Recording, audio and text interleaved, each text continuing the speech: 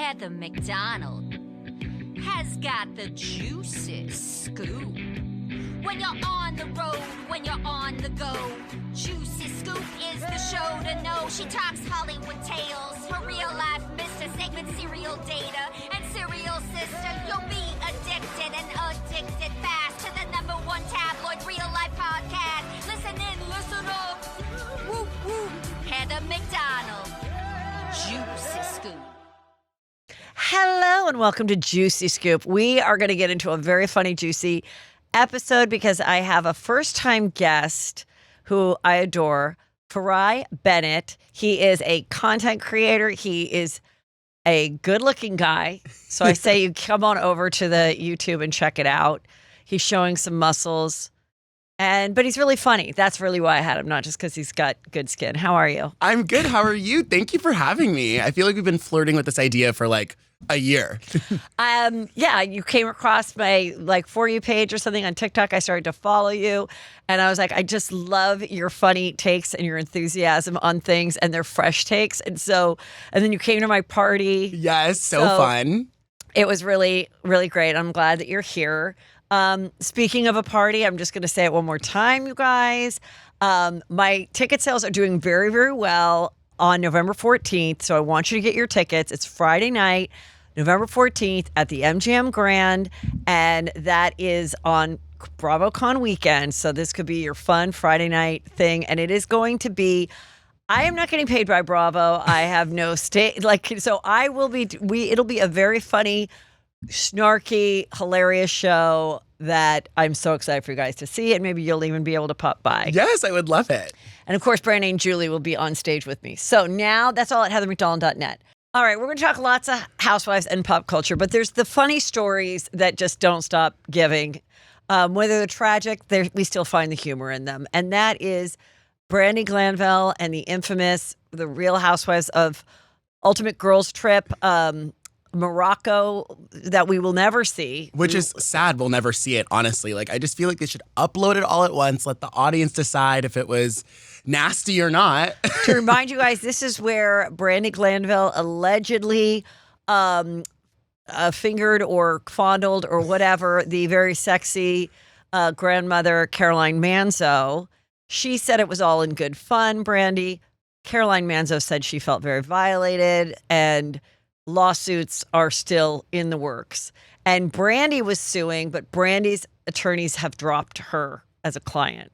So she right now is not in an active suit. She's not being sued by Caroline. Caroline's only suing Bravo and production companies. But Brandi said that since she's been to Morocco, she now believes that her issues with her skin are because of a parasite. Okay. A parasite has entered her skin. And Vicky is co-signing on it, saying that she's talked to Brandi and that the parasite goes, through her cheeks and into her mouth, and that Vicky too believes that she contracted a parasite in Morocco because there are flies all over the food, and she hasn't been able to take any kind of shit. She has to take 3 colonics a week. If she does shit, it's what she describes as a pellet. Okay. And she believes she's got a parasite too from Morocco. So I feel like she's just spending a lot of time with Shannon. There's no way that you were just discovering that you have this parasite. I feel like everyone just cries the parasite card, and it's kind of nasty a little bit. I went to Cabo, I went to Mexico 3 times this year, and I've been saying, I'm oh my God, I have a parasite. I just feel like I'm my body's just not the same. And my friend and I are oh my God, we have parasites. And it's we really don't. We just eat shit all the time. And I feel like that's what's happening. Vicky, you don't have a parasite in your face. Well, Brandi, maybe. Well, she does. Well, Brandi, Terry Dubrow said, I was going to help you. And then I don't know. I don't know what happened, because I do think plastic surgery is a kind of thing. It's almost like a contractor. When you're redoing your kitchen and then your contractor disappears, it's impossible to find another contractor to take it over, because they're I don't know what this other person did. I don't know if they did the plumbing right, whatever. So when you have a plastic surgery issue, and it might be that with her, I don't know if he abandoned her, Terry Dubrow, because he was I don't know what this is. But I can't believe that with the PR and everything, how she hasn't been able to figure There's out not what one this doctor is. out there that's like, hey, this is what's happening, but And I'm not accusing her. I'm not Elisa Rennick. Munchausen's by proxy. I'm not doing that. no, I think there's something wrong. There I just is feel something like, wrong. I don't think it's just filler gone bad. but maybe Terry Jabro like sends her the bill and she's like, never mind. Like it's maybe under the radar. Like Maybe I it don't want to pay wasn't for that. I don't know, but I just really hope that Caroline Manzo now doesn't also say she has a parasite from when Brandy allegedly like fingered her and it came through her You know vagina. What? I don't know. I hope not. It could be Caroline Manzo's Etsy witch that did all of this. Like I will say, like that could be, have we not looked into that at all? Like that's a high probability. Caroline Manzo's always doing like backdoor shit between like the robbers breaking into Dina's home and then like shit like this. And, Wait, like, who is doing that? No, I guess. Remember when Dina's house got broken into by her ex-husband? Oh, Dina, yeah, that whole thing. Yeah, and then she wrote a letter. Well, that is why I think Caroline Manzo, they're the theory. I'm going to say these are all theories, alleged conspiracy, that some people believe that is why she brought out the lawsuit, is because she was maybe talking about the fact that her brother-in-law, who was married to Albies, that guy is already going to prison for orchestrating an attack on Dina, who was also married to him. So two brothers married two sisters. It's always confusing when you say brother-in-law. So, and in that, they don't talk anymore, Dina and Caroline. Remember, they were very close, and it was lovely in the beginning of the Real Housewives of New Jersey. They don't talk. That's a big part of it. So I wonder if she was buzzed and shared too much and doesn't wants this to go away. But I would also, I've mentioned this a few times, want to start a class action lawsuit for Bravo fans that have caught the emotional distress of never watching The Real Housewives of Morocco. And I think we're entitled to it. And I'm looking for an attorney to take on the case. And everyone will get between 17 and 18 cents. No, more than that. You think we will? No. I don't know. These class action lawsuits don't always bring in so much. And I just can't believe really it's just floating out there in the ethosphere and like no one's just seen it. Like it's kind of, but someone will hack into that database one day and find it. I mean, I think with Caroline's lawsuit, eventually, if it gets to that place, I think she's hoping for a settlement, then you would subpoena all the tapes. Right. To see if there was something, and then. Do you think if Bravo is found like not guilty, then they would air it? Yes. Yeah, that's what I think. That's too. a good question. Okay, moving on. Let's talk about, this is a big thing that's going on. Sydney Sweeney, the actress, did an American Eagle commercial, and it was a weird commercial, kind of, but you know, it's trying to be provocative. It's you're too young to know this, but Brooke Shields did a commercial. Remember. Okay, well, you've seen it. Yeah, pictures. I've seen it, yeah. And she was young, and she was like, nothing comes between me and my Calvins. And everyone's like, oh my God, does that mean she doesn't wear underwear? It's kind of done like that. Nothing is an original idea, okay? No. As my mother would say, everything comes back in style. That's why if you've got a big enough closet, don't give away everything, because it will always come back in style.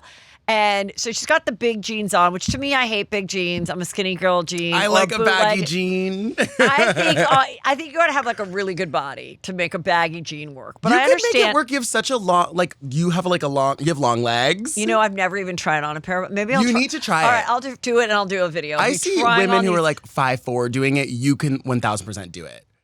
I feel like you gotta have a really snatched waist. You do have a snatched waist. Well, anyway, who cares? So she's doing it, and she's like, she's like, these are my jeans, and jeans are passed down from generation to generation. Sometimes it's a personality, sometimes it's a trait, like hair, eye color. My jeans are blue. So my jeans are blue. People interpreted that as Nazi propaganda. And that American Eagle company is putting out that blonde, blue-eyed girls or the whatever, anyone who's blonde, blue-eyed is superior to other people. And therefore, there's people doing videos saying that not only should you never get American Eagle, but she should be canceled. She should never work again. I think this is ridiculous. I think it's ridiculous. What do you think? I mean, this is what I really think. This is what I'm going to say, and then I want to hear your opinion. It's just, people don't realize that some people are just in their job and they come up with an idea and enough people around it don't think outside of their own personal box. That's what I think happened here. I think someone did the play on words, jeans and jeans. And I think it's the opposite. I think their intention was everybody's jeans are blue.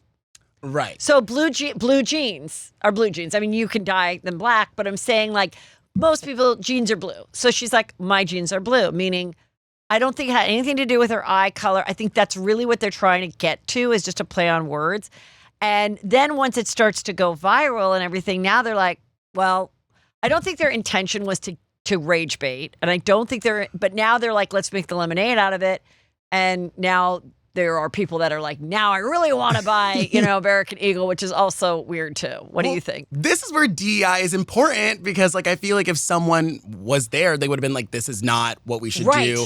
But I also feel like at the core of all of this is like desperation on both parts. Sydney Sweeney has never met a check that she did not want to cash. So I'm just like, okay, she clearly prioritizes visibility over anything, which is why I feel like she participated in this. And American Eagle at its core just wants to be talked about. Right. So I do feel like it's rage baity. I feel like if Sydney Sweeney like left the jeans thing out of it and just said, I'm hot, I have big tits, and you should buy from me, it's all implied. I'm not saying you should buy them, but they do make my ass look good. No, they don't, actually. They don't make your butt look really good. They're like too big. They're like too big, yeah. But I think, I think this has happened a number of times. When Kendall Jenner did the Pepsi commercial. She's having a great day. And gave the Pepsi to the guy. The cop for the riots.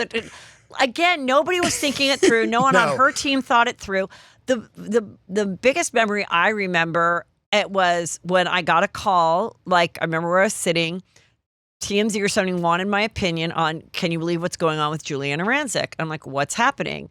And they said, oh, she made this joke about Zendaya's dreads. Patchouli oil. And I go, who? And at the time, honestly, I didn't know who she was. She was 18 and on a Disney show. And when they said, oh, she's this young girl on a Disney show, my first thought, as someone that is white and doesn't smoke weed, I thought, is she a super Christian who's like clean about drugs, and she felt they were like had something to do with drugs? That's what I thought. It's like weed or type of thing. Right. No. It's because she is black. And I was like, oh, okay. But I was also, during that time, I was like, wait a minute. Someone wrote the joke for her. Someone approved the joke for her. Someone did the edit and approved it. Then someone saw the final edit and put it out there. And she took the fall, essentially. Right. And then Kelly Osbourne was like, I'm done. I can't be part of this. And she so then Juliana's done.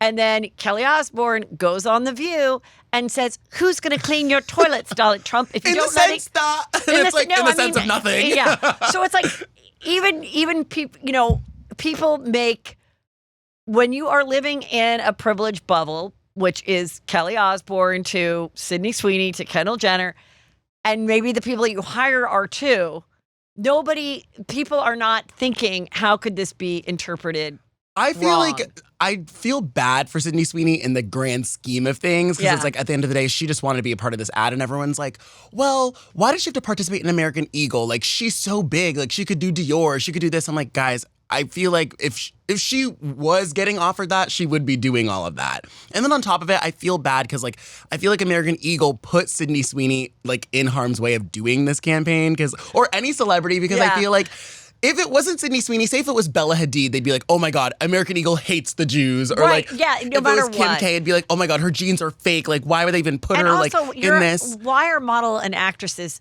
put on a standard of like having to speak on something? So like that? No, it's a job. Like it's a job. She had a team that said it was a great deal. She had a lawyer who negotiated the money. She showed up at the thing. She did the voiceover. She didn't think of it as a negative thing either. But I also think, if you're a content creator and you want to make a big deal out of this and see it as something that, isn't right, then you have Nazi propaganda thing right is too. You have that right to do. too. But it's like, it just is it's just a discussion, Like I saw this one person stitch it, and it was this woman was very angry about it. She was white, and, someone's like, this is this woman's Instagram. Not doxing her. We didn't tell her where she lived. She had posted it herself, so no one did a mystery. But I did click on it just to see. like, oh, I wonder what, because the woman was very angry and she was like, this girl should never be hired again, and just stuff like that. No. Anyway, I go to the Instagram, and this woman is doing, pushing a product that is the at-home microneedling. Oh. And is like showing her like angry red face and, trying to like be an influencer herself. Yeah. She's a nurse by day, but would rather be an influencer. And I'm like, just stop. Yeah, like everybody's just too hypocritical and too critical. Like we're all just trying to get by and make $1, and people make mistakes. Right. Sydney Sweeney's trying to eat too. Like she did this because acting is not enough. Like clearly, Euphoria's on what? Pause or whatever. Well, I guess it's back, but it's like it was on pause for the longest time. She's like looking at her calendar, being like, what am I gonna do? Like American Eagle, sure. Like, and also like she is sexy. She has real boobs. So I'm like, I don't know if that's about the genes. Also, she has a kind of an imperfect face. So she's one of those kind of models from like yesteryear where you weren't perfect. Like she's got like unique eyes. She has like an imperfect look, which is very attractive. But at the same time, I don't know. I just think that she's also one of like the few Hollywood stars, young Hollywood stars, that people care about outside of acting. Like in this day and age of like streaming and everything where there's a million people being actors and having jobs, like no one's really famous. Like I can admire the fact that Sydney Sweeney is like investing in her fame and like being out there. Whereas like I'm not saying that other people aren't doing that, but she's one of the only few that's like young and like putting themselves out there in that way. Like she's leaning into like the mess, which I can like appreciate. I just think in this particular case of anger, there aren't enough dots that connected. Yeah. And there's enough to be explained that so what do we think about Balenciaga? Do we now think that whole thing, which I covered too, was on purpose? Was that to get us talking? Was that just one weird person that put that paper in the photo shoot about pornography, child pornography? Or was it because now everybody's wearing clothes again. Everyone's going to the fashion show. Do people talk about Balenciaga in the same way? I feel like before that, everyone was like, Balenciaga, Balenciaga, Balenciaga. And now it's like, oh, Balenciaga. Like, I feel like, I don't know. But I also feel like Balenciaga was like an unattainable brand in the first place. So it was easy for it to like. Because it was so expensive? Yeah. Like, I mean, I never bought anything of it. And I just think now that we know like how much fake shit is made. That's and true. Like 90%. You can just go get it. 90% of what we see housewives wearing is like they got from, the lady down the street that's funneling it through her garage. So it's just kind of like all of it is just not what it was. Like now that we know it, it's like there's no secret to it. There's no like, ooh, you have Dior sandals. We're like, so does everybody. Do you find it weird when there's like a Balenciaga store in the most random place ever? Like I'm from Scottsdale and me and my mom walked into the Balenciaga store like kind of right after the scandal, and there's like some fake French guy working at the front, and he's like, and I was like, okay, this is Scottsdale, Arizona. There's no way that you were like here like peddling us like in this mall. Like I was just like, this is like there's something about it that's so performative. I'm like, no. Every time I see a Balenciaga store, no one's in it. But there's no one was there but us, yeah. And also there's like 12 items. Yeah, and then it's like all there's like ugly. One purse on like a huge shelf. There's like the hangers are like feet apart from each other. So I'm like, is anybody really like shopping there like that? Like, I don't know. But then I guess it's part of a bigger conglomerate, so I don't know. Who cares? So there we go. This is what she said. Genes are passed down from parents to offspring, often determining traits like hair color, personality, even eye color. My genes are blue. Yeah. Have you seen the TikToks of people like just saying random scenarios? Like, yes, but my using the sound? My favorite is, and I saw a couple of people do this, so I don't know who did it first, but I thought it was so cute. They put jeans on their dog, and they just show like the paws, the little dog paws, and then they scroll up, and it's like because it's like I don't know. That was the only one I thought was kind of funny. Have you ever woken up with a weird-looking rash, a swollen, itchy eye, maybe tight pain in your neck or your back, persistent cold that just won't go away, and you immediately Googled or searched it or asked TikTok even what's going on? We've all gone down that rabbit hole, but it's time to get the help and care you really need with ZocDoc. ZocDoc is a free app and website where you can search and compare high-quality in-network doctors and click to instantly book an appointment. We're talking about booking in-network appointments with more than 100,000 doctors across every specialty, from mental health to dental health, primary care to urgent care, and more. How easy is that? You can filter for doctors who take your insurance, are located nearby, are a good fit for any medical need that you may have, and are highly rated by verified patients.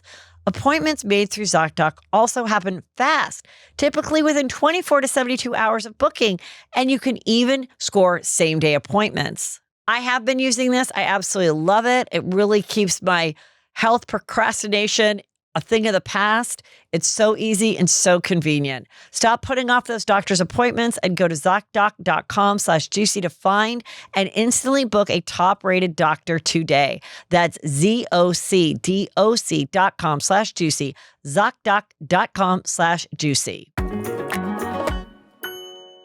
Managing multiple business locations shouldn't require 3 different platforms, 5 different logins, and a spreadsheet that only one person knows how to use. It's time you consolidate all of your needs into one easy-to-use platform, and you and your clients actually enjoy using with Boulevard. Boulevard is the #1 client experience platform built specifically for appointment-based self-care businesses, because salons, spas, barbershops, med spas, and other self-care businesses are so personal. The platform powering your business should feel the same. Whether it's online bookings, payments, appointment reminders, client profiles, and more, Boulevard makes every interaction seamless and every part of your business look polished and professional. See why top beauty and wellness brands choose Boulevard to empower their team and grow their business. Right now, Boulevard is offering new customers 10% off your first year subscription when you join blvd.com/juicyscoop and book a demo. That's Join Boulevard, JOINBLVD.com/juicyscoop. Book a demo and get 10% off your first year subscription. Join blvd.com/juicyscoop. Really quick on the Below Deck. Everyone's talking about this latest episode of Below Deck because there's this new captain. He's cute. And wait, can we talk about the old captain? I had no idea they kicked him to the curb like that. What was his name again? I can't remember his Captain, name. see? I can't remember it. Captain Kirk. Not Sandy. Sandy's the woman. This guy's Captain Carey. He was Captain... First of all, I hadn't watched Below Deck in a while, and someone's like, you got to watch this really drunk guest on the show. I go to Peacock, and there's 3 boxes of 3 different shows. One is the hot Australian. One is this new bald guy. Yeah. The sailing captain has disappeared, the short sailing one, where they did like fancy sailing. I don't watch Below Deck like I know, this. it's too many things. It's become the like... hot one, the Australian one is Captain Jason though, right? The one that everybody is always fucking at BravoCon or allegedly. Right. Yeah. And then it became like why I tapped out of 90 Day Fiancé. Like there's too many things. Yeah, there's too many and I'm ways. just like, what is this? So I had to ask ChatGPT, what season and episode is this really drunk girl on? And then they're like, it's this one. So I go down to episode 9 or 12 or whatever it is, and I'm skipping through all of the people fucking and kissing, and there's a lesbian triangle and all this stuff, getting to all the people working on the ship, to the part where these people come, they're return guests, and this is a friend of the primary, and she's so obnoxious and so drunk and literally insane that the captain is like, I'm calling the police to have you taken off. And I'm just dying to know. Want to know what happened? Please tell me the scoop. You've got inside scoop. Go. She did get kicked off, but the whole family stayed. She's the only one that had to leave the charter. How is she friends with these people? How did she get invited? So my friend Ari, her dad was dating that woman, the drunk woman. Yes. So she was like, so I was looking at her story the other day and she was and they were having this Below Deck party. And I was like, I remember her telling me this. We were just in the Hamptons together. And it was my kind of first time really hanging out with her. Her boyfriend's one of my really good friends. But I remember her telling me this when we were drunk, that her dad was going to be on Below Deck. And I was like, wait, so what's the story? And she goes, oh yeah, no, my dad was dating that girl. They weren't really together anymore by the time they went on the charter, but I think they had planned it before or something. But yeah, she just got really drunk, and it's really funny because they pan to my dad and they wonder what he's gonna do, and he's like, I don't know, that's not the shit I want to do. Whatever. So yeah, he just, and then but it was so funny because as uninvolved as he was in all of that, they have this huge party somewhere in Jersey, and they're like, whoa, Below Deck, let's watch. I guess they're still friends and it's whatever, but yeah, that's the connection. Honestly, I hope that if that wasn't her rock bottom, maybe it will be. Or that she can like laugh about it. Because what are you going to do now? Apparently she like doesn't care. She's like laughing about it. It's like not a big deal to her. Yeah. Like, you know how people from New Jersey are. Yeah. Like they're just like the christening, it didn't shame anybody in the Judice Gorga household. Like why should it shame like these people? Yeah, you're right. You're right. So funny. There is a new show allegedly coming out. This is a thing that came Ain't That Something Entertainment. This could all be bullshit. Now casting Boise, Idaho elite. Do you vacation in McCall, Idaho? Are you part of the Boise social scene with the story, legacy, and glamour? Apply today. Casting at ain'tthatent.com. The what social scene? The Boise social Boise, scene? Idaho. There's a social scene in Boise, Idaho. I wonder what that social scene is like. Is it like, what's exclusive to Boise, Idaho? This is what it is. There's these places now that I'm assuming, Idaho, Wyoming, Montana, that have the good tax breaks. So yes. very, very wealthy people go and live there, and you have to live there for 6 months. So in the last 10 years, there are cities that literally, like every house is $30 billion. Right. And because they, and so it's on those states. So I believe that this is happening in this portion of Idaho. So then I found this other girl that said, who's like a podcaster in Idaho. I'm sorry that I'm not giving you credit. I'm just like trying to remember everything. And she's like, I don't know. Do we want this? Do we want this show? These are the questions they're supposedly asking these people, which is like, are you swingers? Who's in financial distress? Who's a cheater? What divorce? Like, of course. All good questions to know in a small community. Right. And so, of course, it's not, and then, of course, they're going to say, no, this is about Idaho entrepreneur females that are like starting their own Etsy shop. It never is. It never is. They'll tell you whatever it is. Manhattan Moms was supposed to be about charity, and it was Real Housewives of New York. This is, they get you on there, and their goal is to make the show entertaining for us. It is not to protect your family. It is not to promote your charity. It is not to make you look good. Right. But you can benefit from it, and you can have fun, and you can go to BravoCon and feel like you're the Rolling Stones. So it's just whatever you want. Or on the cruises and be treated and sit next to Captain Carey. You can show the world that your husband's an awful dick and divorce him and have a way to make money at the Mohegan Sun with Teresa Giudice. There is a pattern of life that you can take, but you should also know that if you're remotely happy with your husband in your life, you probably shouldn't go on this show. Right. Only if you are miserable and wanting to get out, and then I'd say go do it. But if you're rich and living in Idaho, no, you're not doing it. Don't do it. Especially if you love your life. Latest on Denise Richards is she's saying that he has stolen her laptop and her phone, and that has a lot of like intimate photos and stuff. And she's asking the judge that, therefore, because he took that, he broke the restraining order, and this is just getting really, really ugly. So it's like jail time. Like, I mean, they're married. He's also white, they're so still like maybe married. not. Aaron Pfeiffer's is not seeing in jail for any of this, by the way. Just this is going to be a real he said, she said. Horrible divorce. He's trying to save his reputation. Don't try. Has he denied the black eye? Oh, yeah. Okay. He said that she fell going up the steps. So she said the black, this is, okay, and I'm going to try to remember this best I can, okay? What I understand is she said she went up to his building where he was still doing his weird practice. And he was having a freak out, moving these potted plants around, thinking that there were bugs in them, that people are listening to him and which we saw him say to that type of stuff on the show Real Housewives of Beverly Hills. Because he's extremely famous. Right. So I do believe that I believe her story, okay? I want to say I believe her story. Same. In that he, a physical thing, they were yelling, whatever happened. Somebody did call the cops, and the cops came and there was nothing, and then they left, and it was after that then a physical thing happened causing the black eye. He's saying that she came drunk to his office and fell going up the steps, hit her eye, had the argument with him there. And the other story is Jen Shaw did it. I was just going to say.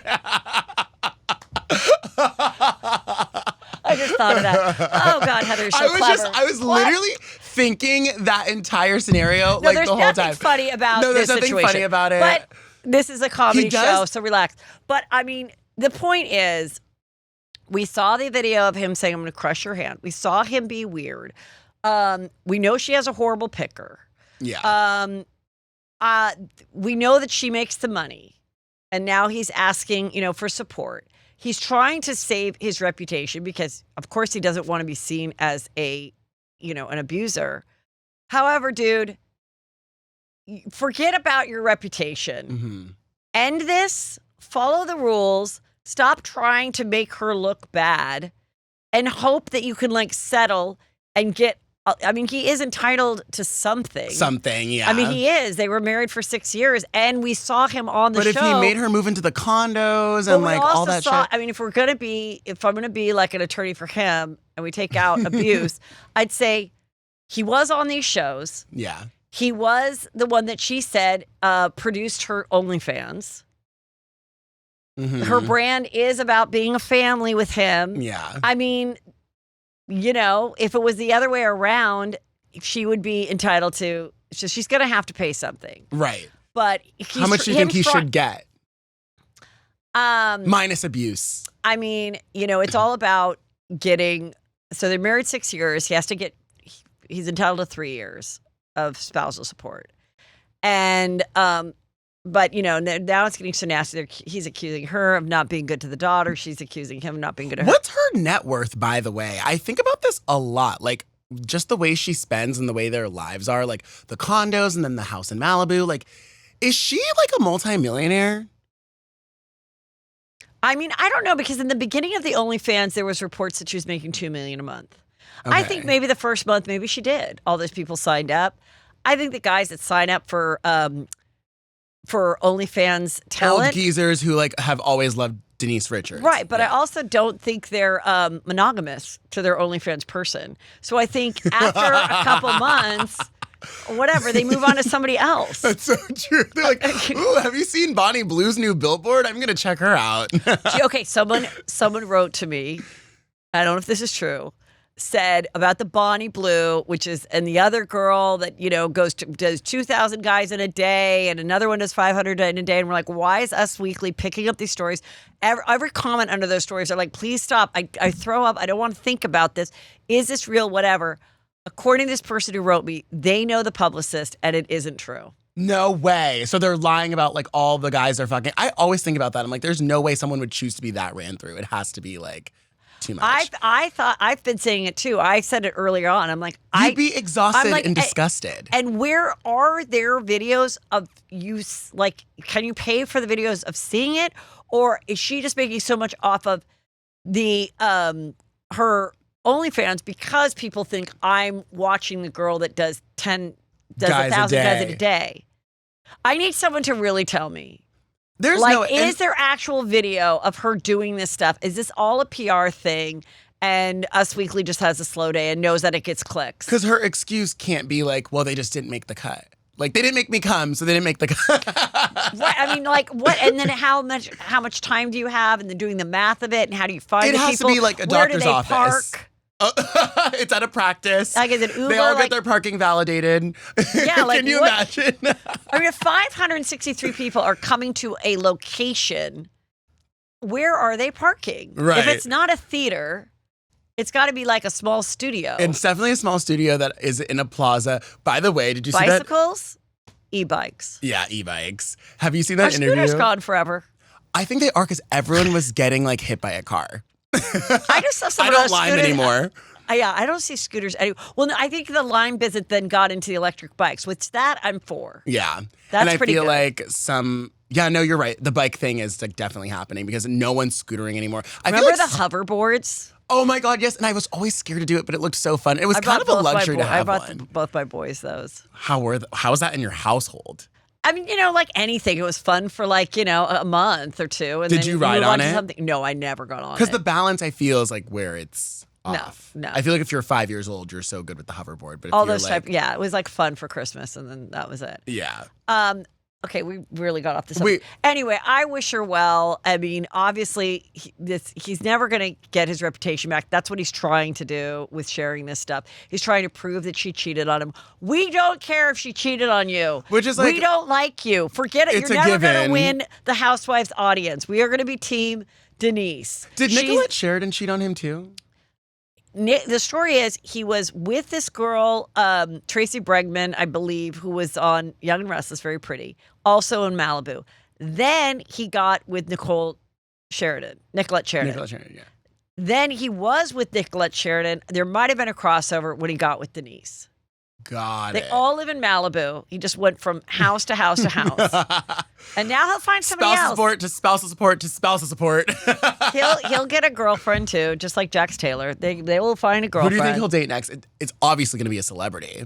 I don't think it will be. You don't? No. Not with this abuse. I'm going to tell you who it's going to be. Who? It's going to be an older, rich woman. Not that much older. He's probably like barely 50. So she'll be like 61. Okay. And she will have money. And he's going to grift into that. And she won't care because she will love just having a man. And she's not going to marry him. And she's not going to will him anything. But he can, stock the fridge with LaCroix and fuck her. And she'll be happy to take him to Nobu. That's what's going to happen. I was thinking like Susan Lucci, but that's a better idea. No, Susan Lucci been married to her husband forever, I think. Oh, she has been? Oh, okay. So the other day, I had a business idea, and I thought, hey, can AI build a website for me? Well, turns out it can. At Wix.com, you can answer a few questions and get a beautiful business-ready site in minutes.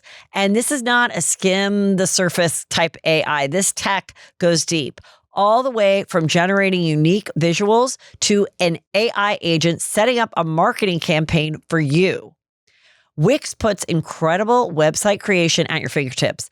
With their AI site builder, you answer a few questions and get a personalized business-ready site fast. The Wix.com interface is super easy and fun. It's all drag and drop. Even I can do it. There's an amazing AI image studio and tons of amazing design effects. Ready to create your own website? Go to Wix.com. That's Wix.com, Wix.com to start building your website today. Thanks to Wix for sponsoring Juicy Scoop. Let's talk about the Valley. Did you watch it last night? Of course. So there was it was a reunion. It was basically all Jax and Brittany. And I want to just get your thoughts on how did you feel watching it? I mean, I was riveted. I know this is dark stuff, but it is so real. And the fact that Brittany said, he is waiting to file because he's afraid he's going to get kicked off the show and he wants to make sure he can get child support from me. Kind of a nasty move that she said that. I can't believe they kept that in there, by the way.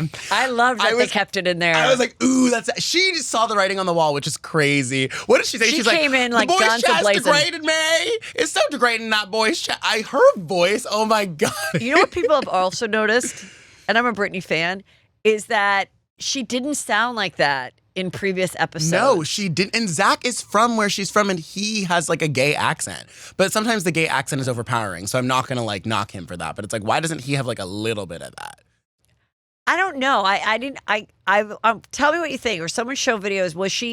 Was she suppressing her accent when she was first here because she was a little self-conscious of it? Maybe. And now it's just like she's just very comfortable. That's what I think it is. I think she's comfortable. I think she strikes me as someone who talks to her mom on the phone every day. Right. Yes. Yeah. And that then comes back. And but when she goes, this man caused me to lose my sparkle. And he's like, oh, sparkle. She goes, you literally made me lose my sparkle. Like the sparkle that she's always talking about. I loved it though, because I know what she was saying, you know? Yeah. And I also thought it was very juicy that he goes, when I got kicked off the show and it was during COVID and she was making the money and instead of being grateful, I became a dick about it. I think that is so honest. It was real, it which was I so liked. honest, and there's so many women that can attest to that happens to them, and you think that like, why aren't you happy? You know, and they don't even know.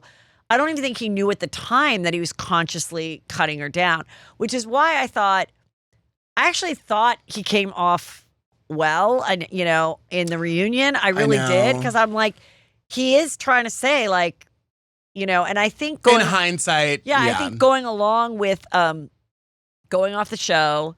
Now he's no longer part of Jack's. The way I understand that restaurant to be, because when he came on my show, he said it.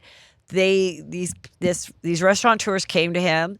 He did not have to put any money up, but in doing that, I don't know how much stake. I think probably the contract says as long as your name is on it, we'll give you this portion of this amount a month or whatever it is.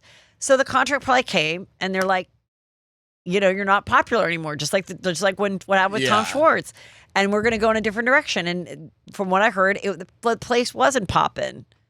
Yeah. Unless there was a night of like a watch party or something. Like people aren't just going there on a Tuesday to like have chicken wings and watch a game. I went there this is when women's college basketball was like really, really good. Like when everyone was paying attention, like Offset was going to the games. Like it was like a thing. Like people were going, celebrities cared. Yeah. So like this was on the night that I think it was Caitlin Clark versus Angel Reese.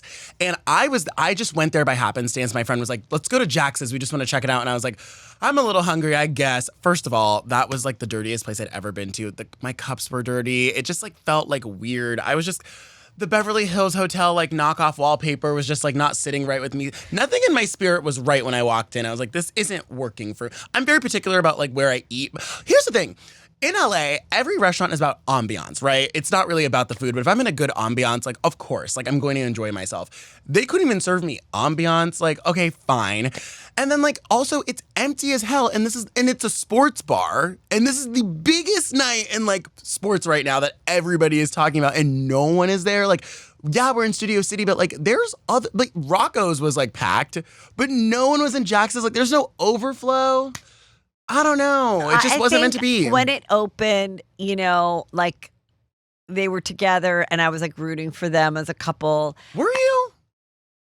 Yeah, because they had a child, and I'm just like after that, I'd never rooted for them. Before we heard that they're cutting for divorce. Like then, when the restaurant opened, you know, they had the fun sayings and the photo and everything like that. And I was saying years ago, like, you know, while back, I think I said, if Jax and when he was no longer on the show, I'm like, if they moved to like Florida or someplace. They'd be fine. And they opened a restaurant and they made it like Planet Hollywood, where they made it like all this, like a reality. Kitschy. Like if they made it like all reality, not just not Vanderpump, but like reality moments. And like maybe you would show the hottest reality show there every night. And it's just one of those things that you go and you see the people, and like people that fans of reality shows will go there and take a photo, and you make it good food. And it's like a Planet Hollywood, but for reality stars. I always thought like that could be good. So then when this happened, I was like, okay, this is good. You're laying into the Vanderpump thing. And I remember he said, we're going to do live podcasts here. We're going to have all these events. And I think then, you know, with everything that was going on with him, I think it lost that momentum. I think that when the Scandival thing died down and now all those people aren't on Vanderpump anymore, it just looked like it was just kind of a weird thing. And in LA, everyone's a little bit too cool for school in that sense. Like once it's not happening, you're not going to go. Whereas like people in Florida they don't give a fuck. Like there's just too much. Yeah. They don't have the same access. So it's So I felt for them. I felt like there is still like a love and attachment. I mean, I think there's like a love and hate there on both parts. Like, and it is hard to see. And, but yeah, I mean, God, we'll see what happens with Jax. I do feel bad that she kind of has to spend the rest of her life with him. Like I think about, because here's the thing, he did come off well in the reunion. I agree, but the thing with him is like, there's still 2 more parts though, so we'll see. Oh yeah, that's true. But he's just like such a narcissist that it's like, is anything you say really genuine? Like, do you really mean it? Like, it's like, yeah, like. Maybe some of that's real, but like I can't believe him. I don't trust him. I don't trust what he's saying is real. Brittany is right in the sense of like he gets nasty really easily, and then he's like, oh yeah, sorry, I take it back. Like I shouldn't have done that. He does a lot of like I shouldn't have, and it's like, but you did. And that's why I get mad when people compare Jesse and Jax, because I feel like Jesse's not, in my eyes, Jesse's not really a narcissist. I think Jesse is just a douchebag, and like he owns that. And he says like, yeah, I was nasty about that. Like, and I meant it. Like, and I kind of like appreciate that versus like the faking of like, oh yeah, I shouldn't. Like, he doesn't care if he comes, like Jesse doesn't care if he comes off great or not, where Jax is like, he's so concerned, even though it's so obvious that you're, at this point, it's obvious that you're not that so great. So it's like, how can I believe all this? Now he doesn't have an income from the restaurant. He doesn't have an income from the show. He's not going to be getting, great brand deals right now. They might come if he truly walks the walk of like being a sober guy. There might be some good things that come his way. She is gonna have to pay. Yeah, I know. Because he's not paying his bills. She just did a huge commercial that I saw for Tums gummies. Which is and it was a great commercial. She's like, my stomach's upset. It was perfect. It was a perfect match for her. So it's like, unfortunately, she and Denise are going to have to pay these guys. Maybe they'll get a reality show together. Douches on the bend. I don't know. But like, they're unfortunately. So we'll hopefully. I think it will be a pause. I do think he'll come back and make appearances and get a day rate. Like when it's a birthday party, when it's something that it's like, okay, come along, or he has been helpful. I mean, she does. She is going to want him to show up. She is going to want him to show up and be with Cruz. I feel every like mom wants their child to have a dad. Yeah, like the final straw with her, and I feel like with Bravo is obviously like. The abuse, like the moment he threw the table, it was kind of game over. Like, that is like, because I feel like he could do anything else wrong. Like, attitude is whatever on Bravo, but like, that is like where things get sticky. Ooh, and you know what it also is? Janet told me this. She goes, you'll understand why he's no longer on the show. And I'm just remembering it. That there is ring camera footage of him pushing her into the rose bushes. And she showed it to the other cast members. So that is what the producers saw. I think that is why he's not on the show. Yeah, because I think there's footage of him being somewhat physical, and she could leak it at any time if he just pisses her off on camera. But yeah, I doubt she'll do that now. And then also we had so supposedly Michelle has stopped following Honey Eyes. Yeah, I know. It's so funny that she's like, Michelle. oh my God, I love Aaron at this reunion. She's like, I love him. And we're like going this direction. And I'm like, oh, okay. I don't fuck with her. I just think she's You're a disaster. I hate her. There's something about her. Like I hate that I hate like that I don't want to say I'm team Jesse, but I hate that I lean towards him because like she tries to make him seem like he's so bad, and he is that bad, but she's just as bad. I disagree. I loved what she said when she's like, I woke up one day and oh yeah, I did love that. And I was like, am I just gonna be in die this for like this? I honestly thought that was a great moment for men and women to both see, whatever relationship you're in, to just be like, are there more bad days than good? Like, really ask yourself, especially when you're that young and, you can get out and you can make your own life. And the whole thing with his mom and her mom. And I thought I did like that. I like that she was honest about that. I think just kind of where she lost the game is that she tries to like put all this like bullshit on him about like who she introduces him to and like all this stuff. And like really, like I do think she cheated. And like, I just feel like she gives him this bad guy card, but I feel like she does it because I don't think she feels guilty, but she knows that he will always hold that over her head. And like, it almost sucks that she was the one to cheat first. And like, here's the thing. The audience, I think, is mostly women, straight women. And when we see someone be awful to you, we're like, so what? Yeah, like, that's true. I don't think, like, we don't care that Brittany got with the guy. No, I don't care about that. And we don't care that Michelle was talking to this other person maybe before. And we don't care if Denise was talking to somebody because we're awful. Yes. And we have proof. We've seen it. We've seen the way you've talked and spoke. And so like, we don't care. Like, if you're trying to win the public opinion, you're not going to win it. That's why I get really mad at Jax also, because I feel like whatever Brittany did, that was his opportunity to really let it slide. Like, after everything she's been through, like, you couldn't let this one thing go. Like, and because I feel like if he let it go, I honestly think if he never gave her grief about Julian, they would still be together. I really do think that. And also, like, he didn't want to be with her. She said they had, like, sex, like, twice in 3 years. So it's like, and he's like, yeah, you're right. Like, it did push you away. And he was probably, 7 or 8 on a good time. No stamina, no nothing. Yeah, and then he's like, yeah, well, when you're in a toxic relationship, you don't have a hard on for your wife, basically what he was saying. So like, yeah, when you're Which I kind of disagree. I feel like that in most relationships, that's what keeps you there, but he's not attracted to her. There's both. There's the people that you're like, I can't believe that you were still sharing a bed with your husband up till the day that you filed, to people that like have makeup sex when they like hate each other and it's like an exchange. There's some people that just sex is a bigger part of their thing. Mm-hmm. It still means they might hate each other. They have like the hate sex.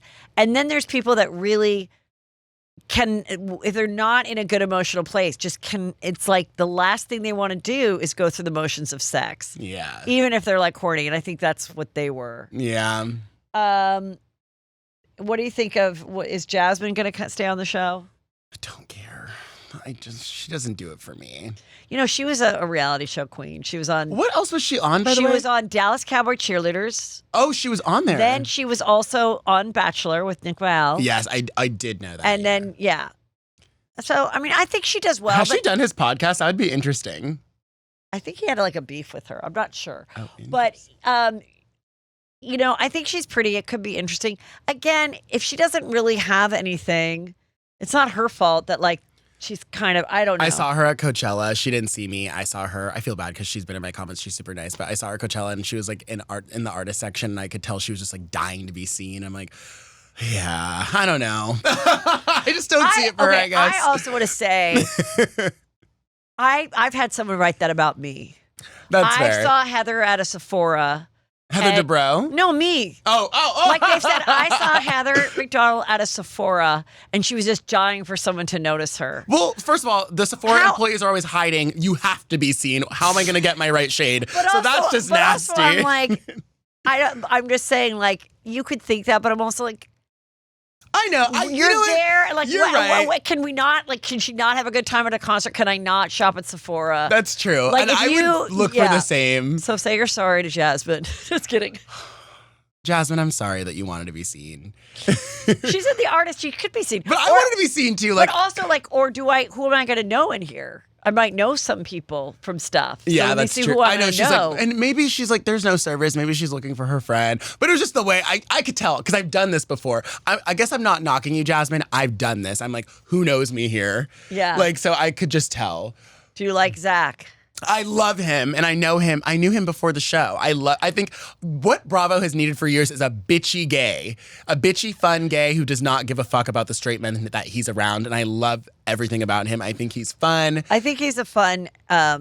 He leans into the gag. He's scary. He reminds me of like an ex-gay friend I was friends with, in that once they turn on you, they turn on you. Yeah. And there's no coming back. And like, so, but I think it's fun to watch. But I feel like Janet played him.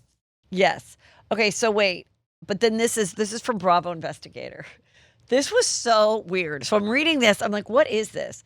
And so he has some merch that has a crocodile, a shit emoji, and a boot. And then this person wrote, spent 10 years parasiting off your best friend to get on TV. Someone's talking about Zach. And somehow, after 2 seasons, all you have to show for it is some merch about me. Pathetic. I'll tag you, Zach, if you didn't have me blocked on everything, LOL. But launching and promoting your merch store with a reference to me after all this time is such weirdo behavior.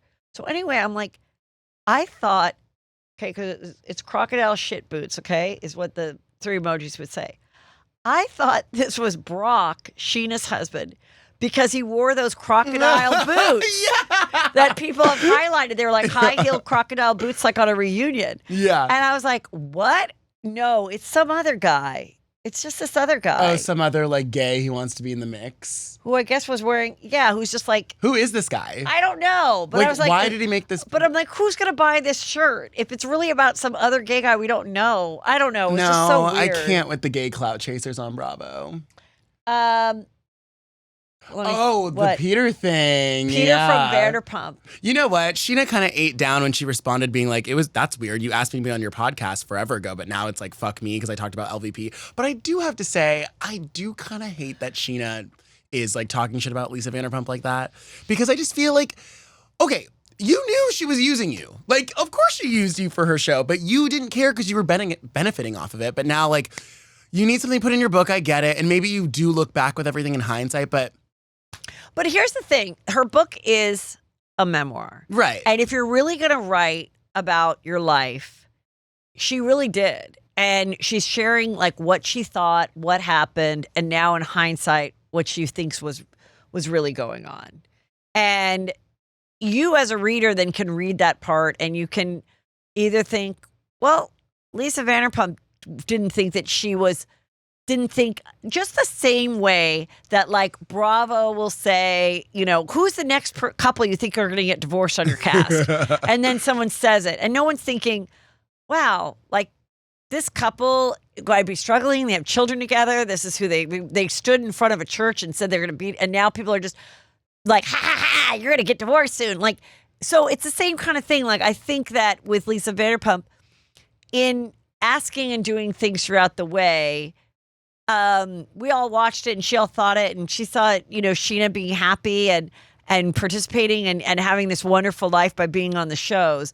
I don't think Lisa was like, I don't think it was like this whole plot and plan. But also, we want Sheena to be honest. So in the book, she says, now I see kind of like whether Brandi Glanville and other people would say, or even Elisa, like she used me. I believe Lisa Rinna kind of hinted that it was Lisa Vanderpump that was like, bring up the Munchausen thing with Yolanda. Everybody knows she did that. So it's like she kind of would do those things, drop those crumbs, and see who picked them up. And then some of them were a little more direct in that she just was like, I don't want to fire James, so I need you to take James' side about this thing where he like fat shamed Katie, and she felt she had to do that, which then put her at odds with Katie, and which is why. But they are doing a job, and there's some housewives like a Tamara or like Sheena that I know are just their personalities are more like, I'm going to be the star pupil. I'm going to do what I'm told. I'm going to bring the good TV. I like when the producers like pat me on the head. But then they have to watch these fights back 6 months later, and then they have to hear from the audience that they were a piece of shit and a bad friend. Right. And they're like, I would never have done this if I didn't have a camera in my face. Yeah, that's also true. So that's it. But, of course But, like, let's say Lisa, out of the kindness of her heart, like, didn't expose her. Like, you have this amazing life. Like, because of this, you have a book. Like, I don't know. I just feel like it was, like, a little bit, like, I feel bad about the Lisa Vanderpump shaming from the Vanderpump people because, like, when it comes from Lisa Rinna and like all those people, it's like, okay, fine, whatever. We'll put like, yeah, that's Lisa Vanderpump's fault. Like she was being nasty, especially the Munchausen thing. Like that was nasty. To me, that was direct because she didn't like Yolanda. But when it comes to the Vanderpump people, like what would you have had if Lisa Vanderpump didn't intervene? Right. But at the same time, it's reality stars in Bravo are so disposable. Yeah. And then they feel so disposable. And imagine you just like, you're fine. You're not on Vanderpump. You're doing your own thing. You're trying to get you're studying for your real estate license, whatever the next step is. Okay. At Keller Williams. And you're watching, and all of a sudden it's, there's a new shift in town. The old, out with the old and in with the new. And it's like.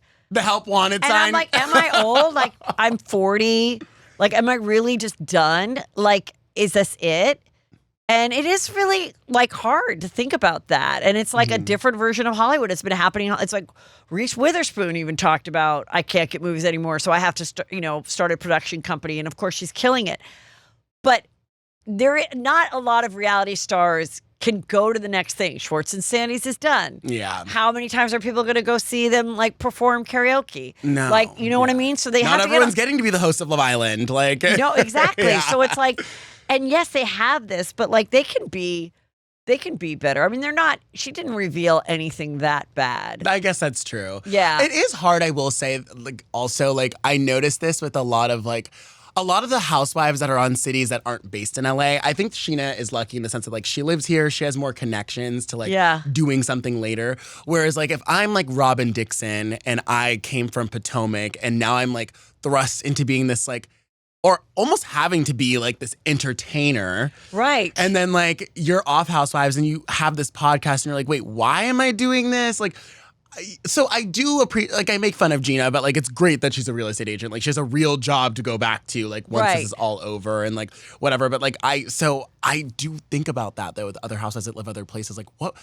like Heather Gay's gonna be great after this. Like, say she's not on Salt Lake City. Because she already had the beauty labs. It's a great concept. She already has a couple of them. Right. So, yeah.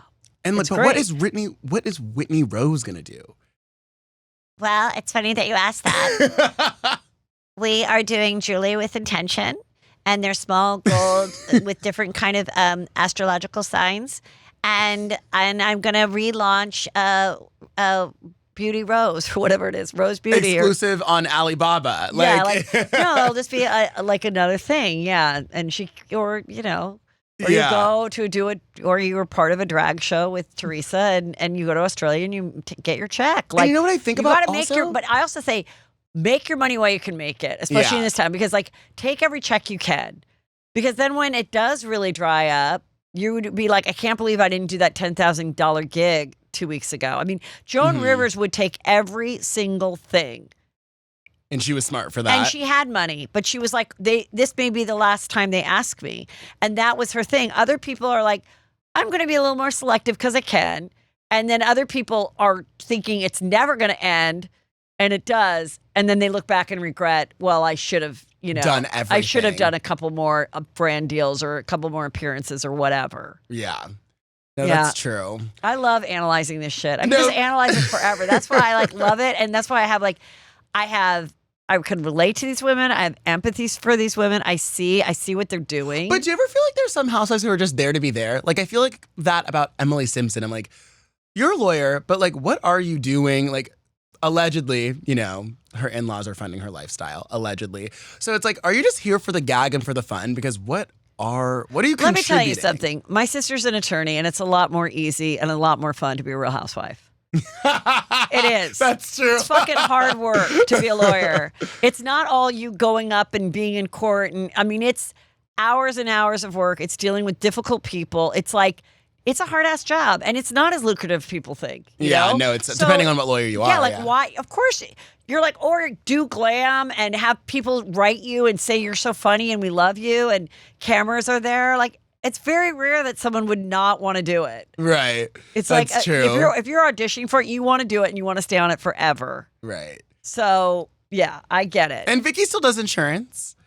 Right, and now she's using her social media to be like, we just have new insurance policies right now. Because she's like, hey, this is it. I don't think they're going to bring back Vicky. No. Because now she's said too many things. One, that she had got a parasite from Morocco. But also, like, she's, now has this new way of like, I don't like all this fighting. Well, then forget it. Vicky's problem is that she took it all way too personally. I feel like what Vicky, which she has every right to take it personally. I think what Vicky should have done was never, ever, ever take that friend contract. And I feel like that is where when she like initially like was demoted, I feel like she should have never done that. I feel like she should have done what Tamara did and like just stayed quiet.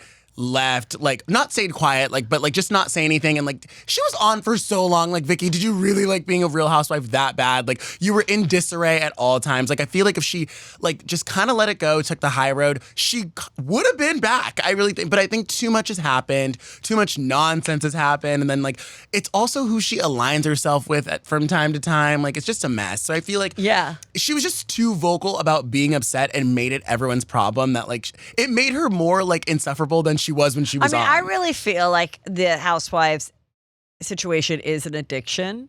Yes. And they, they just can't give it up. Or even if they leave and then they come back, like Gretchen, they're like, oh. You know how people now are like sober for 10 years and they're like, you know what? I think I can drink again. I know. Right? And it's like, and they do. Then they do. Then they're like out of control. Yeah. And now it's like, oh my God, what did I get myself into? Like, I was having a good life just doing brand deals and putting bows in my daughter's hair and hanging out with Slade. And now I'm like back being scrutinized because she did that dumb video. I cannot. Did you see that video that she did yes, with I saw Jen? the video. That was taken down so fast. Why don't you describe the video? The video is basically like, it was her and Jen, and they were like, we're taking down Housewives. And like, Gretchen is squinting her eye. They're working out. And they're at a gym, clearly. And like, Gretchen is squinting her eyes and doing this weird karate chop thing. Jen's doing it too, but just not being as racist, which like, what does it matter in the grand scheme of things?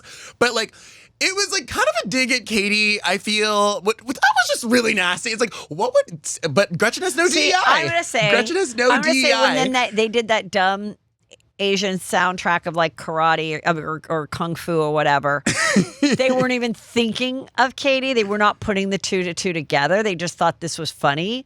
But again, just like the American Eagle, they're dumb. They were dumb. They're dumb. Yeah. They're not funny. And they actually didn't think it through. No. But, and then I can imagine they did it. And then someone texted her and was like, dude, take that down I now. bet you it went through all of the girls that don't like her. And they were like, oh, this is really nasty. No, and then people saved it right away. But she probably got a text from like a friend or somebody that was like, take that down. And she was like, what? We're just doing a workout thing. No, don't you get it? It's like an Asian sound and like that's probably what's going to happen. But, well, Tamra did post like on her threads of Jen being like, be careful of the company that you keep. Like she said that in the show. And then it was an edit of the whole video.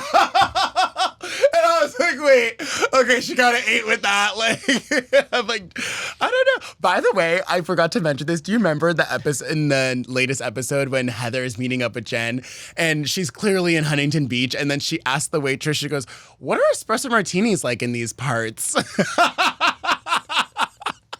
She's wearing this like all black like sequin blazer. Like, can't believe they have me filming. It was like daytime. It was like a lunch. Yeah, she goes, why am I here in Huntington Beach? And why am I with Jen? And what is this dive bar? Like, yeah, she's like, when she said it, the waitress looked at her like, in these parts, like. And they're like, well, we don't put any cream in it. And then they show them like it's creamy. I'm like, it's weird. It's so weird. I don't know why we always have to spend so much time on like ordering the food. All right, I just want one. Well, apparently Andy Cohen likes that. He likes when they talk. He likes seeing them order. He thinks it makes them real. Okay, that makes more sense. Real Housewives of Miami. We're going to talk a little bit about it. So Guerdy basically pulled a Kenya Moore, and she is in a fight with this woman named Julia. And she had a big event, celebration of life, because she's post-cancer, but she decided to come back on stage and go, by the way, I'm going to share my truth. Here's all of our text messages on a screen while people are like, what is going on? And I'm like, what if someone was at the Kenya Moore event and then was at this one where Ken Moore was showing video of like, it was like, what is going on? So anyway, she has since explained it, Guerdy. And basically what it is the fight was Julia... They all got invited to go on like a 2-day trip on a big fancy celebrity cruise for free, just so they would post about it. And all these housewives and a lot of influencers got invited. So they weren't getting paid, but they get invited to go. So they have fun together and they go. And it's just like out of Miami, twirl around near the Bahamas and come home 2 nights. Guerdy had just come home from doing it.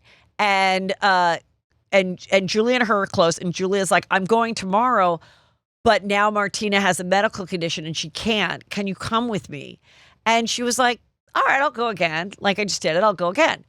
So they go, and according to Guerdy, then they have a really fun day one day, and then the next night, she's like, they already like gave the spot away to someone else, or the spot was only for Martina. And she's like, why can't I go to this dinner with like Captain Santa and everybody else?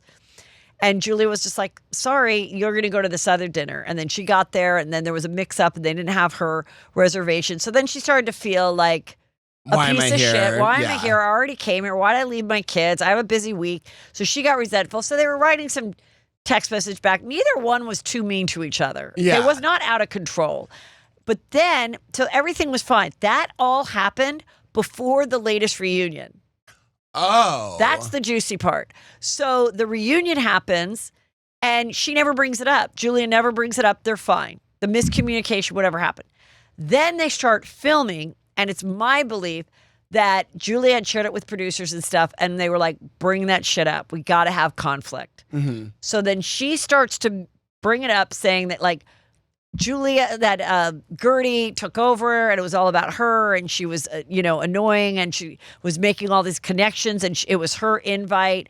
And And of course, Guerdy's like, I already went 2 days ago. Like, we were with like Jen Fesslers of the world. Like, we were with, everybody was like, this wasn't like a big thing. This is what I think happened. I think Julia did invite her, did beg for her to come, and then just got annoyed by her and wanted to have a dinner by herself. You know what? That's true. That's all it is. And she was like, she didn't do her due diligence and like making sure she was at the table, making sure she was just like, everywhere. other people, go have dinner with someone else. I kind of want to just like, you took over. Maybe Guerdy didn't realize that, but the last dinner she was taking over. I had a friend that would like, someone would ask me a question, and because she knew me so well, she would like answer it for me. Oh, that's annoying. And I was like, I don't want to ever have a dinner like that again. Now, I'm not saying that we don't know. But I think then when the opportunity came up where it was like, oh, well, the seat was for you and Martina, she's probably like, that's fine. She probably didn't say, oh, put Guerdy in that seat, because of course they would have said no problem. Yeah. But I think, but then they asked her to make a bigger deal out of it. And then Guerdy was like, what the fuck is going on? Then the splashing of the water was so performative. That was just a lot. And I just didn't like how nobody defended her in that moment. But then they were like coming down on Guerdy for the text. I'm like, but I don't know. Julia just wants to be a part of the cool girls club with Marisol and Alexia. And that's what I don't really like. And I feel like this whole problem with Guerdy, you're mad because she shines harder than you. And like she had this really big cancer storyline, and she is more popular than Julia in the grand scheme of things. So yeah, to your point, like I get like probably she's. I mean, I really did. Yeah. I think the fight really just stemmed from like a miscommunication that then if they weren't on a reality show, it would have never been brought up. Again, it was just like there's been times when I'm not invited to things in my life. And at first I would take it to heart, like, why? And then I was like, probably because I might be too much. It doesn't mean that friend doesn't love me. It just means that maybe that friend just didn't want me there. Like they just didn't, you know? And you have a right, and I think that's what it was. But she should have invited her. She should have found a spot for her. She asked her to come, and if she wasn't going to be a delight the whole time, she shouldn't have asked her to come. If you wanted to have another friend that was going to sit and be quiet in the background, then invite that person and impress them. Don't invite a non-housewife. Yeah, exactly. Like, and I feel like she should have had that figured out like from the moment Martina couldn't go. She could have been like, "Hey, Guerdy's coming. Replace. Like, put her there." Like the fact that she didn't even do any of that and just thought like, "Oh, she's just going to come again." Like, I don't know. Or maybe she even thought on her mind like, well, she was just here. Like, I can't imagine they wouldn't like comment. Yeah, and then Guerdy's like, Turks is like, oh, it's all you make it all about you and whatever. And Guerdy's right. She's like, look, they're all these housewives have A-type personalities, outgoing. They're not introverts. They probably are on the narcissistic spectrum, but not everyone is a full narcissist. Right. But like, yeah, you know, of course, I want to get the most airtime. Of course, I want to be getting everything you're getting. Like, we're on the same show. I'm going to be, even if you get a cover of a magazine, I'm going to be like, that's great. When am I getting a cover? When am I getting a cover? When am I getting a cover? Like, you're not like, you're which is crazy because I've you're thought telling these yourself, things. You're like, it's not that I don't want Guerdy to get a cover, but I'd like a cover too. Right. Like, that is what it is. As someone who knows these women, have been following this for years, so many of the fights are that it's about the show. The successes come, and they feel that someone is either, you know, not including them when they did include them, and we're not sharing the spotlight together. And one person's like, well, I mean, I want to be my bigger star. We all came on the show to be a star. We did not come to be in a Bethany girls band. And Jill all over again. Absolutely, Bethany and Jill. Because I'm rewatching from the beginning of New York, because I like kind of watched New York when it started, and then I like obviously I've seen like the reruns of like the best seasons, but now I'm like watching the beginning and I'm seeing the Bethany and Jill breakdown. I'm like, this is all silly. I can't believe Bethany doesn't talk to Jill over this. Like, whatever. Like, it's amazing. And then Alexia's back with Todd. Okay, let's talk about Real Housewives of OC. What do we think that's going on here? Okay, so it's a good season so far. Like, it's gutter snipe as ever. Like, I love Orange County. There's something so white and silly about it that, like, I just can appreciate. Like, it reminds me of all the moms I grew up with. Like, derogatory. But, like, I love these dolls. Like, they know how to put on a good show. Some of them I really can't stand. Like, Gina and Emily just give TJ Maxx. But, like, other than that, everyone else is good. Like, I just feel like I was so pissed, though, in the first episode because I'm like, why are Gina and Emily running shit? Why are they telling me that I can't like Katie? I'm like, tell me why I should like you. Like, you guys are so annoying. Like, and then like, I can't with them. I just find them so unfabulous. Like they're just so unfab. I can't. And so when they're telling me like what to do and what to like and like why everybody else shouldn't be liking it, I'm like, why am I rooting for the unfab? Like everyone is just so camp on this cast. Like Heather's obviously camp for certain reasons. Jen is camp. Jen can't pay her bills, but she's camp. Tamara's psychotic, but she's camp. Like everyone has their thing and they just have none of it. And I'm like, ah! But we're entertained. And we're talking about it. So That's I'm just true. like, even if people say I hate the show and it's so bad, I'm like, as long as it's not boring. But I do feel badly because I'm like, this has become the Real Housewives of blackmailing. Yeah, like they're all, with the bloggers. and the receipts. And I'm like, and first of all, I want to say like Tamara has been talking to people that do what I do when I was the only one doing it. And I was the person she was talking to. She was always she was doing this for 17 years. She's been putting out information, in my opinion, to get stuff out about people that she is at odds with. She has fake pretended to be friends with Gretchen when she knew that one year, like she had to make up with her and gave her the pink bracelet. She, then she found Jesus. Then she said, and then she goes, "Oh, no Her one has." Finding Jesus storyline is my fave, by the way. I mean, and no one has a storyline. Whatever. You know what she said in her speech? She goes, at her baptism, I quote this line day in and day out. She goes, "What was once my mess is now my message." And I have the craziest crash out. And I'll be like, "What was once my mess like 48 hours ago? It's now my message." Like, and also I was like, remember that baptism? I was just like, could you have just gone to someone's house but pool? That's Like camp. I know, but like I don't want to see the baptism with the like handicapped, like railing and how the person can go in through like the wheelchair access and then like how it says like 4 feet. But would you rather see that versus seeing Emily pick up a hard-boiled egg and put it in her purse and be like, "Oh, I'm so quirky. Look at me. I like to eat all the time." Like, okay. Like, also, I totally agree. Tamara, I never want to see Tamara or Shannon go. Heather Dubrow. Go. Or Heather Dubrow. All three of them. They run that show. They run it so bad. They are fun to watch. They are intriguing. And then we know them. So I'm never for like getting anyone off. But I'm just saying like, it is weird that, like Emily's espresso martini, which is like whatever an imitator always said espresso martini. Like, I'll just have espresso martini. Everything about her is food. And then she brings up the fact that her son has this eating disorder, which is a real thing. I don't like that she's doing that, by the way. Right now, the cover of New York Magazine is Dread at the Dinner Table, which is about this childhood eating disorder. So I understand, like, why she made the decision to talk about it, but I understand why people don't like, as far as because he's 10. He's not 2. Is she asking him like, "Hey, can I talk about your eating disorder?" Like, I don't really like all of that. Like, I don't like it either. And like, it's just, it is just weird. Wait, let's just talk about their taglines, because I think that they are like parodies of themselves. These taglines are the worst. So I have them written out here. Heather Dubrow. I love my life in the hills, and I always take the high road.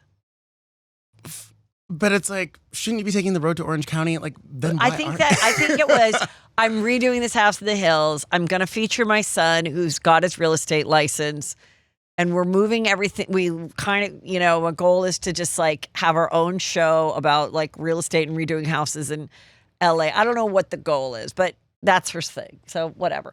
We know they give them like 5 and they're like, oh, yeah, fine, whatever. I'll pick this one. Yeah. And Shannon storms Bador. For once, the only dogs in my life are golden retrievers. I don't understand that. It makes no sense. Like, it means that dogs are bad guys, and she had Jim Jansen. And, yeah, but it was like, that was the only bad guy. Well, I guess you've had Why are we several even analyzing this? Like as if this is an English class. Emily Simpson. I may not be your cup of tea, but I'll bring you an espresso martini. Oh, God. They're always food and beverage related. Remember the taco tagline she had? It's low-key kind of fat-phobic. It really is. Like, can you stop giving Emily these fat-phobic, like, taglines, please? And she thinks she's, like, so iconic because she brought the turkey sandwich into the sauna, which we know is, and it's like, no. Like, first of all, that's disgusting. And then, like, second, I'm like, that wasn't even that cool. It wasn't even that funny. Okay. No. Gina, I may work in real estate, but that doesn't mean I'm buying what you're selling. I actually think that's okay. I actually think that's okay because when the show is over, she's still going to have to be a realtor. So I think just keep with at least The get brand. something out of it. Okay. Do you think Gina and Heather get mad that they're both essentially having the same like real estate storyline? But I guess Gina's real estate is more like Keller Williams-esque. Like, that's like what I think of it. Where like Heather is like, no, I'm like doing shit with like the Altman brothers, like different like brackets. And Josh yeah. Black. Yeah. Katie's is, I swear to tell the truth, the whole truth, and nothing but my truth. That's fine. I kind of think that's fine, being that she's being called a liar all the time and there's a lie detector test. And is she a liar? Is she psycho? Or is she just doing what everybody else did? Mm-hmm. But now there's just more people reporting on it that she can talk to than there were 10 years ago when other people did it. Okay. Yeah. Tamara Judge, I'm taking a hard look in the mirror and my reflection is still hot. I don't hate it. I don't hate it. I like it. And actually, I would argue it's the best one because it's dividends off of like whatever she did years ago. The first time was I'm the hottest housewife. Yeah. Yeah. There's and a then new she did one for her 10-year that was like, I forget what it was, but it's like 13 or 10 years in the game and I'm still hot or something like that. Yeah. But yeah. And then Jennifer's is life can be hard, but so are my abs. So cheesy, but also. But that's kind of her vibe. That is. That's what makes her what? Fab. Yeah.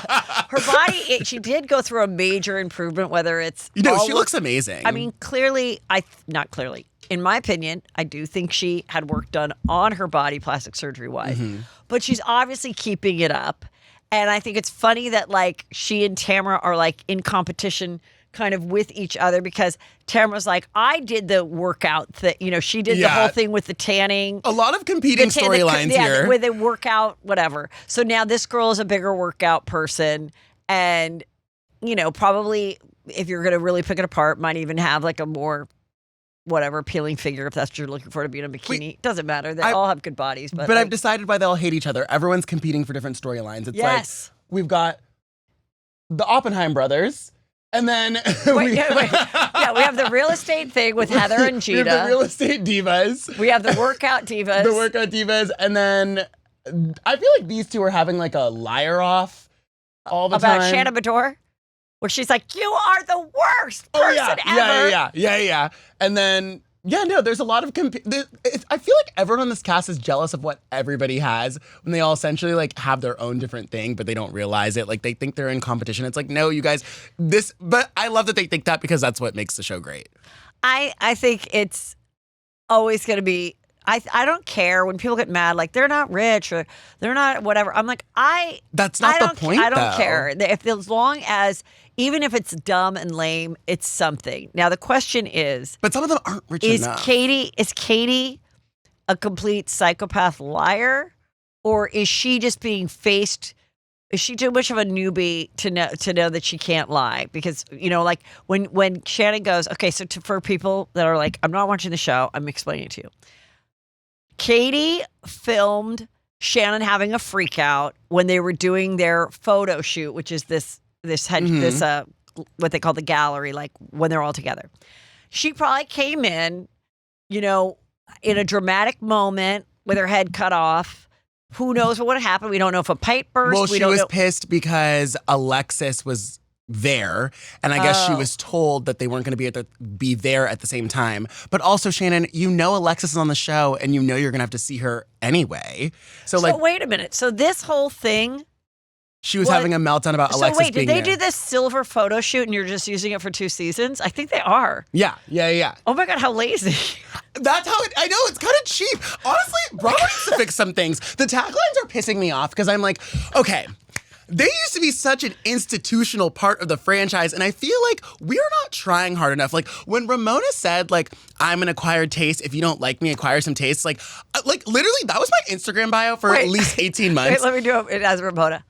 I'm an acquired taste. If I'm not your taste, then acquire some taste. Loved it. And then, like, when Candy was like, I may be small. Oh, like, people died when she said that. Wait, who said that? Small. When she had like small. But she didn't she do it as a singing? Oh, wait, maybe she didn't. Yeah, she was like singing and everyone's like, and people died. Yeah. Like, but like now it's like, it's not even so much the taglines, it's more of like the delivery of them. It's like. So I saw this girl go, I just asked ChatGPT to do my tagline, housewife tagline based on my social media. And it came out pretty good. Like she was into cooking or something. And it was like, I may be sipping and tasting, but I'm da-da-da-da. I don't know what. So I'm like, I definitely think producers and everybody might have used it. And Oh yeah, you know what's so funny? Someone in my comments said that they're like, it does give ChatGPT this year, and I'm like, then I don't like that. I feel like some of the production's getting a little lazy. everyone's getting lazy. Right? Like Just like the person who came up with the American Eagle ad. Lazy. that was lazy too. Like Lazy. That's what I kept thinking to myself with that. Sorry to go back to that, but like that's what it gave. It was like lazy. We need something for Q3. Like this will work. Is Sydney Sweeney available? Like that's what it gave. Right. I feel like everyone's doing this deep dive. Even myself, I'm doing a deep dive. Like what could have went wrong? It's like laziness. That's it. No one wants to work anymore. No, Kim. Nobody wants to work these days. I agree. So wait. So what happened was she's having a freak out, and Katie filmed it, shared it with Alexis just to be like, look who's freaking out over here. Like, I got you, girl. And then Alexis then told Tamara that she saw the video of her freak out. Tamara then told Heather, who then told her, and now she's like, that is illegal.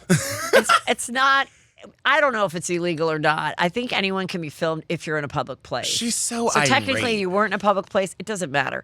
But then when Katie's faced with her at this party, at Heather's party, and Shannon says to her, you know, why would you showed it to all these people, and she lies, and she goes, well, only my husband saw it, which we know that's a lie. Yeah. But I'm like, if this wasn't a reality show and your friend goes, I know, now everybody knows that I slept with Joe, and I only told you, and you told a whole group of people, and I'm facing you, and you're like, no, I only told Jenny. Like, you might lie and go, I only told Jenny. Because there aren't cameras and all this. Yeah. So I still think she might be a liar like that. Like, she just doesn't think. She doesn't tell the whole truth. Right. She and doesn't it's like, really think it through. But it's like, what she should have said was, Shannon, I'm really sorry I filmed you. But you know what? You're freaking out. And that's what, and so when I've Alexis never been and I around were bonding, like when someone Alexis, crazy like you. Yeah, when Alexis and I were bonding, I go, well, look, like she was freaking out. Like, I shouldn't have done it because you thought I had we were friends. And I was doing it just to try to bond with Alexis. But you're right, it was fucked. But I also will say, Shannon, if you weren't freaking out, I wouldn't have had anything to film. Right. Like, why are you acting like that in a public place? Like, that is jarring and to people. And also, freaking out is your brand. Right. Like, it's made you a star for 15 years. They'll all say the truth. Like, it would be different if it was somebody if it was, a Heather Dubrow freaking out, or Lisa Vanderpump, someone that we've never really seen, like, lose their shit on camera. Right. Then that would be juicy. Then it would be like, oh my God, like, this could actually hurt the image I put out. We know Shannon's messy. We know she's dramatic. We know she makes things about herself. We know she wants to be seen as a victim. She wants people to feel sorry for her. She confides in way too many people. Like, we know that. So what was this? I wish she gaslit her like a little more, being like, I was just scared. You scared me. Oh, that would have been a good one too. I would have been like, yes, do that. Katie, that would have been a good one. I'm kind of friends with her. I'm like, I wish she called me before she even did any of all of this. She had 17 other people to call. I'm like, girl, yeah, I've got everybody on her DM I like list. her. She's so nice and she's so great. Like, she's always been nice to me. But I'm like, Katie, I would have told you easily never to give Tamara that information. Like, that, the red nose is on you for that. Like, I can't even, like, you should have never told. Of course she was going to go and tell people that. So, like, that's, play stupid games, win stupid prizes. You know what's also really weird is, they go, kids are off limits. But the show is called Real Housewives. And it started because they chose women who had a husband and kids. Right. And there's a way to do it where, we only saw, like, Countess Luann's little boy, like, rap or, like, breakdance once. Yes. Like, we really never being knew. Raised by the nanny. Yeah, we never knew what those kids were doing. We did know that Jill Zarin's daughter went to, like, a fat camp that she, like, now laughs about. And I remember seeing that and kind of going, wow, but, like, obviously she's fine. They're doing great today. But there's that element of it. Don't bring the kids into it. But you put the kids on camera. So unless you're in a situation where, like, and the only time kids are not a part of it is when a housewife's ex-husband legally says they can't be on the show. Right. Other than that, people want their kids on. They want to show their kids. That is a storyline. It's about your life. So if your life is struggling with a kid who is, having issues, then get off the show if you don't want to share it. So I do see that, like, sometimes the housewife doesn't have a choice. Mm-hmm. The producers know what's going on. They've asked, and then they encourage them to do it. And this is now the livelihood, or whether they need the money or not, because the in-laws across the street pay for everything, like in Emily's case or whatever. So allegedly, but if that's the case, I love your allegedly. allegedly, these are the streets. The streets. The streets are saying talking, yeah. Mama Joyce's streets. Yeah, the streets are talking. So I mean, it's just that's the thing. It's like, but I also think then don't be hypocritical about it. Like if you're going to talk about how somebody lost custody or decided that their ex-husband should raise the kid or they didn't have a choice, I think that's like gross, and that we don't know the truth behind Katie's story. We may never know the truth. But I also feel like, Emily, you started the whole thing that bothers me about that whole thing, though, is like Emily was mad about this nanny nonsense, which, by the way, her getting an attorney for that, I just find abysmal. Like, I'm just like, why did you have to hire a nanny for like reaching out to Katie? Also, you and your husband are attorneys. You can't do one fucking thing yourself. Well, I get that, though, because I know attorneys don't want to represent themselves. But I also feel like at the end of the day, like, all this woman did, like all Katie, like all the drama is that like you were just mad that you got caught talking shit about Heather Dubrow and your kid told Katie's daughter. Like, and you just honestly got mad at her because you want to save face in front of Heather Dubrow. What and you that's should the have said root of was, everything. It wasn't Heather Dubrow, it was Heather McDonald. She's a fucking bitch. No, like, give me an espresso martini. Like, exactly. So many women are called but Heather. Is that worth like going to the reunion and being like, well, I heard like you and your kids, you left them and they have custody. I'm like, all because of you upset Heather Dubrow talking shit. Like, that just isn't equal. Right. And like, what kind of digging are you doing? So they're all doing the digging. It's all blackmailing each other. They all have contacts with bloggers. It's fine. People do. I just feel like in this day and age, it's a little bit more, it's deemed as a little bit more nasty post Monica because everyone's kind of like a content creator and everyone's like a journalist versus like back in the day, it's like she told Page Six and it seems like more exclusive because it's so hard. I know that housewives that are, sworn to secrecy of what happens in the final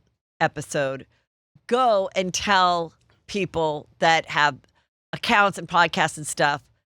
They have their phone number and they tell them. And they tell them in the hopes that it gets out to fuck whoever behaved badly on the final season. So they're doing it. Right. These women are doing it. So it's like, and it's fine because I'm talking about it on my show. So keep it coming. I don't really care. But just don't try to act like you've got the moral high horse.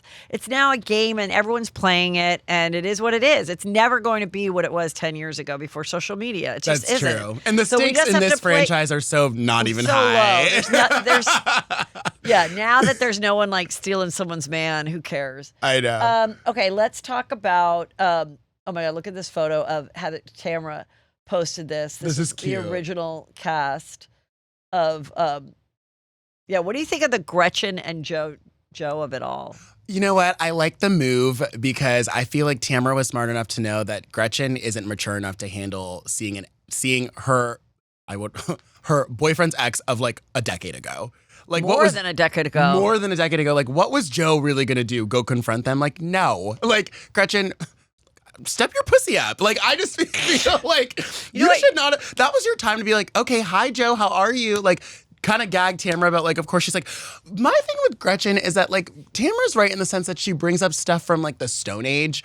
And it's like, how are you really mad about all of this still? Like, I think she's mad at it because she feels that, when you get asked to not come back, whether you think it's better for you or not, you always are going to be like blaming the people that you had issues with. And she had issues with Tamara at the end. And then when, then Tamara got a hold of Slade's ex-wife and made that a whole thing.